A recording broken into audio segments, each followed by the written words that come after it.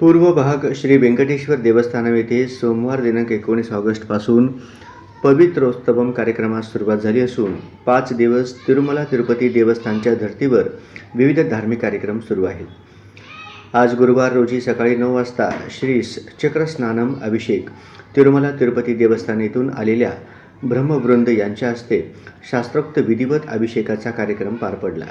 यावेळी अभिषेककर्त्यांची मोठ्या प्रमाणात उपस्थिती होती. शुक्रवार दिनांक 23 ऑगस्ट रोजी श्री श्रीदेवी भूदेवी समेत श्री व्यंकटेश्वर स्वामी दिव्य कल्याणोत्सव कार्यक्रम होणार असल्याची माहिती देवस्थानमच्या पदाधिकाऱ्यांनी दिली आहे.